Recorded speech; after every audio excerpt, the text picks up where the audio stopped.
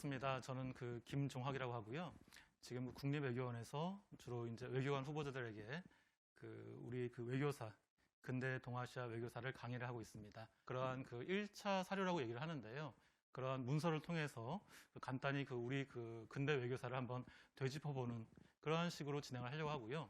두 번째 시간에는 이제 지금 이제 우리한테 뭐 계속 큰 문제가 될 수밖에 없죠. 중국과 일본과의 우리나라 사이의 관계에 대해서 설명을 드리는 식으로 진행을 하겠습니다. 여러분들 외교라고 했을 때는 영어로 디플로머시라고 하죠. 잘 아시다시피. 예, 근데 이 디플로머시라고 하는 말은 원래 고대 그리스어 동사인 디플로운이라고 하는 말에서 유래가 됐다고 합니다. 이 디플로운이라고 하는 말은요, 이렇게 접다, to fold의 의미를 가지고 있었어요. 이 외교라고 하는 말이 전근대 동아시아, 예컨대 중국이나 일본이나 조선에서는 굉장히 부정적인 뉘앙스로 쓰이던 말이었어요. 그래서 이제 외교라는 말이 원래 이제 우리한테는 굉장히 좀 부정적인 그러한 뉘앙스를 가진 말이었다가 이제 우리가 잠시 후에 보시겠습니다만은 19세기, 그러니까 1800년대 중반부터 이제 서양의 제국주의 세력들이 본격적으로 동아시아로 팽창, 침략을 하게 됩니다. 그러면서 전쟁도 하게 되고요. 서양의 그런 외교 제도를 받아들일 수밖에 없었죠. 이러한 과정 속에서 디플로머시라고 하는 그러한 어떤 국가 간의 관행 제도라고 하는 것이 처음 수용이 되게 되었습니다.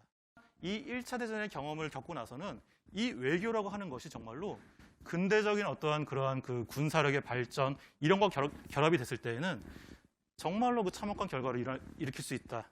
이제 이러한 반성을 하게 되었던 거예요. 이때부터 이 외교에 대해서 민주적인 통제, 그러니까 비밀 외교가 아니라 외교의 어떤 그런 진행 과정을 국민에게 투명하게 공개를 하고 그리고 여론을 반영한 외교를 해야겠다라고 생각을 했던 것이죠. 비밀 조약이나 외교 문서를 잡지나 신문 등을 통해서 대량으로 공개를 하기 시작했는데 그 중에서 가장 유명했던 것이 지금 여러분들 앞에 보시는 크라스니 아르히브 붉은 문서라고 하는 그러한 저널이었었고요. 이 저널은 무려 106책으로 발간이 되었습니다. 이게 당시 외교문서 공개와 관련한 첫 번째 중대한 사건이었어요. 두 번째 중대한 사건은 뭐였냐? 1차 대전이 끝났습니다. 자, 1차 대전이 끝난 다음에 승리한 연합국 측은 이 전쟁의 모든 책임을 독일과 그 동맹국으로 돌렸어요. 베르사유 조약 제231조에서 전쟁 책임을 독일 정부에 돌렸던 것이죠. 그러자 독일 정부는 이 전쟁의 책임은 비단 독일에만 있는 것이 아니라 연합국 측에도 똑같이 있다. 이러한 것을 알리기 위해서 이 전쟁 시기의 외교 문서를 대량으로 발간하기 시작했습니다. 그것이 지금 보시는 디 그로세 폴리티크 대 유로파시엔 카비네트라고 하는 그러한 문서집이었고요. 이 문서집도 54책, 굉장히 방대했죠. 자, 그렇게 되자 이 독일의 동맹국이었던 오스트리아, 터키와 같은 그러한 나라들도 마찬가지로 외교 문서를 공개를 하기 시작을 했고요. 그러니까 연합국 측에서도 가만히 있을 수는 없죠. 영국, 프랑스, 벨기에 이러한 나라들도 외교 문서집을 공간하기 시작을 했어요. 이러면서 이제 이 외교 문서라고 하는 것을 국가의 어떤 중요한 사업으로서 이렇게 공개를 하기 시작을 했고요.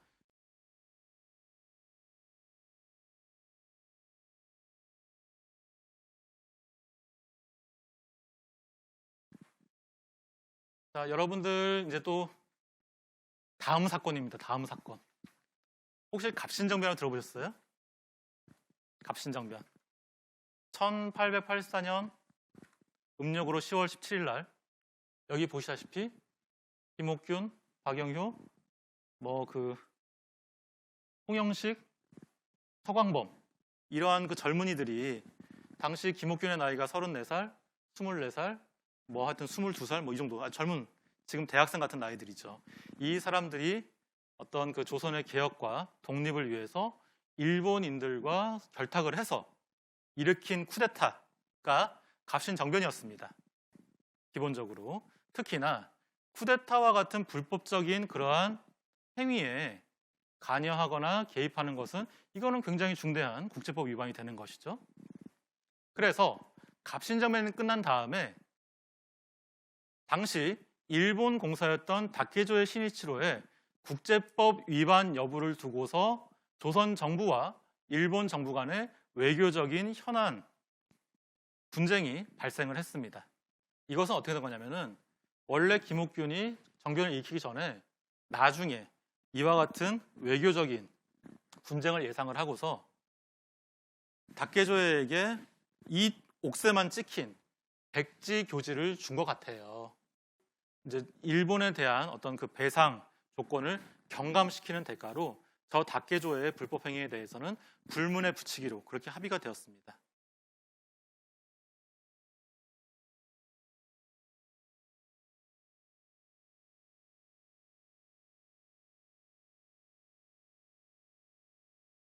그 테프트 가스람 밀약의 이제 원본이고요. 그러니까 미국과 일본이 약속을 한 겁니다. 뭘 약속을 하느냐? 미국이 한반도에 대한 일본의 지배권을 인정해주는 대가로 일본은 필리핀에 대한 미국의 지배권을 인정해주는 그러한 밀약이었어요. 그 명성황후 능에 있는 그 석상에 지금 올라가서 사진을 찍은 거예요, 이렇게. 그런데도 대한제국에서는 전혀 이러한 그 방향무인한 태도에 대해서 항의를 할 수 없었죠. 왜냐하면 정말로 마지막 희망을 생각하기 때문에.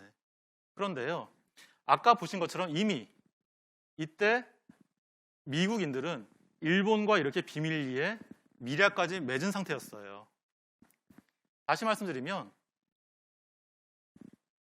이 한 장의 사진이 그야말로 당시 일본과 대한제국이 미국에 대해서 향했던 외교의 어떤 차이를 정말로 단적으로 보여주고 있는 것이고요. 또 다른 한편에서는 정말로 우리 외교가 너무너무나 순진했다라고 하는 것이죠.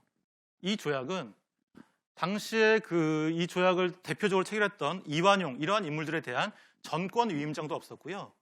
그리고 아까 말씀드린 것처럼 국왕의 당시 황제죠. 고종 황제의 비준 절차도 생략된 그러한 조약이었습니다. 다시 말씀드리면 이 조약 자체가 국제법적으로 보았을 때 너무너무나 형식상으로 미비한 점이 많은 그러한 조약이었다고 하는 것이에요. 너무 이제 우리가 을사조약 이런 걸 하면서 정말 일본인들 정말로 나쁜 사람들 아주 그냥 이웃 나라이면서도 어떻게 그렇게 할 수 있느냐 생각을 하지만 정작 중요한 것은 일본인들이 한반도를 보호국으로 만들기 위해서 얼마나 나름대로 이제 고민을 하고 연구를 하고 이렇게 했던가 그러한 부분들도 우리가 같이 이해를 하고 알아야지 다시는 똑같은 방식으로 당하지 않는다고 하는 것이에요. 그래서 여러분들이 외교의 뜻을 두고 계시다면은 정말로 어떤 국제적인 관례, 규칙, 전문성 이러한 것들이 동시에 필요하다라고 하는 것이죠. 자, 속국이라고 하는 말은요, 원래 동아시아에서는 조공국을 의미했습니다. 속국에는 굉장히 여러 가지 의미가 있어요. 속하는 나라 아니겠습니까? 하지만 그 중에서도 가장 일반적으로 쓰인 의미는 조공국이라는 의미였어요. 중국 안에 있었던 나라입니다. 그런데 이 주나라는요, 이제 넓은 땅을 다스려야 하는데 이게 옛날에 행정력 이런 게 막 그렇게 완비되지 않았으니까 지방을 다스리기 힘들잖아요. 그래서 어떻게 했냐면은 그 왕의 친척들, 동생들에게 분봉, 지방을 나눠줘 가지고서 다스리게 했어요. 다시 말씀드리면 이 주나라라고 하는 것은 일종의 확대된 가족 제도의 정치 제도를 가지고 있었습니다. 각 지방을 다스리는 그 군주들이 다 와가지고서 같이 제사를 지내고 거기에 대해서 제사에 필요한 그러한 무슨 물품이라든지 비용을 같이 지불을 했습니다. 서양 중세의 봉건제라고 하는 것은 기본적으로 계약 관계였어요. 군주가 자기 기사, 신하에게 봉토, 영지를 주는 대가로 그래서 그 신하는 그 군주가 전쟁을 벌인다든지 유사시에 자기 군대를 이끌고 와가지고서 같이 도와주는 일종의 계약 관계였던 반면에 중국 고대의 봉건제라고 하는 것은 마치 지금 우리가 알고 있는 가족 제도와 굉장히 유사한 양상을 띠고 있었습니다.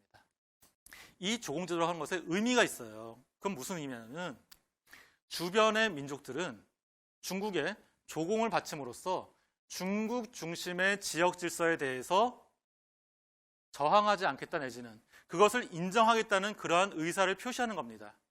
거기에 대해서 중국은요, 주변 민족에 대해서 그 나라의 내정과 외교에는 관여하지 않고 그리고 자신이 책봉한 군주에게 유사시 무슨 일이 생기면은 내가 군사적으로 도와주겠다라고 하는 그러한 약속을 하는 것이죠.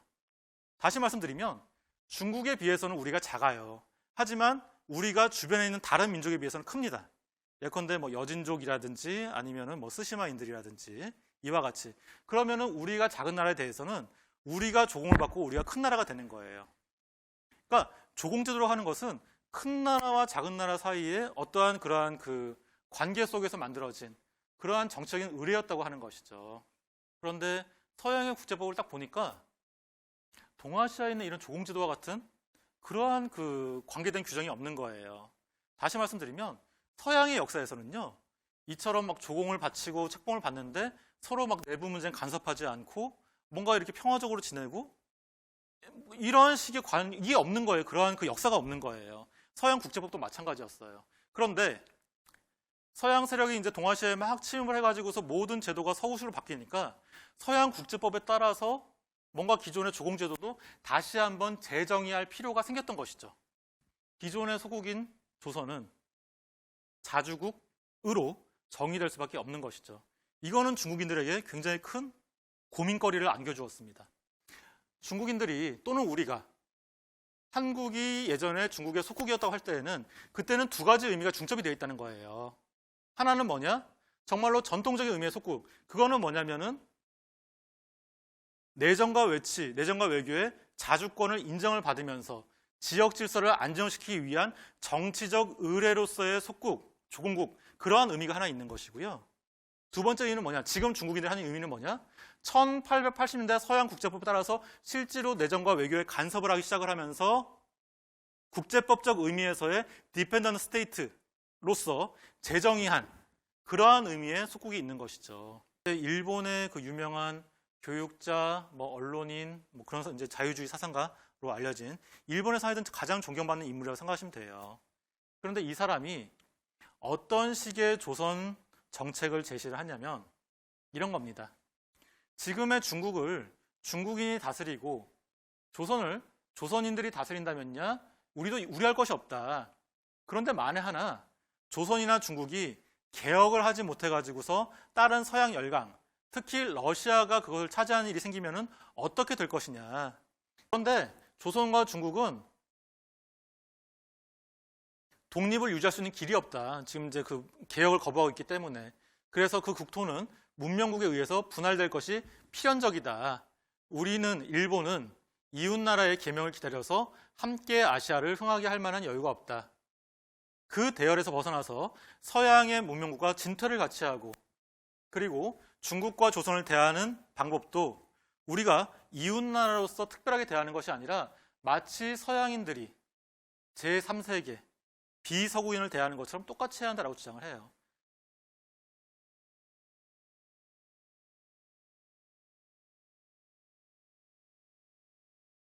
여러분들 이 인물이 누구냐면요, 강화도 조약 때 수행원으로 참여했던 강휘라고 하는 인물이에요. 이 사람이 강화도 조약이 끝나고 나가지고서 심행잡기라고 하는 그러한 회고록을 썼습니다. 그런데 여기서 재밌는 말들이 있어요. 나중에 한번 읽어보시기 바랍니다. 이런 거죠. 우리나라 사람들은 그렇지 않아서 강대한 이웃나라를 마치 보이지 않는 것처럼 한다. 이거는 일본을 얘기하는 거죠. 오랑캐로 여기는 것으로도 부족해서 금수라고 여긴다. 자신에게 금수를 제어할 힘도 없으면서 한 번 꾸짖음으로 당해내려고 하니 어떻게 그 발톱과 이빨을 막아낼 수 있겠는가. 여러분들 강화도 조약은 우리나라 최초의 근대 조약이었었고요. 그런 의미에서 본다면 강화도 조약에 참여했던 저 강휘라는 인물은 우리나라 최초의 외교관이라고 볼 수도 있어요. 그 외교관이 정말로 처음 근대적인 외교 현장에 나와서 얻은 깨달음이 저거였습니다. 그 전까지는 우리가 일본이나 중국과 교섭을 하거나 외교를 할 일이 없었어요. 하지만 실제로 외교 협상장에 나가다 보니까 정말 외교라고 하는 것은 국력이 뒷받침되지 않으면 어렵다라고 하는 깨달음을 얻은, 정말 절절한 깨달음을 얻은 것이죠. 그러면서 지금 그 앉아가지고서 큰 소리만 치는 것은 안 된다. 정말 우리가 실력을 쌓고 그래야지만 일본을 이길 수가 있다는 그러한 깨달음에 도달했던 것이죠.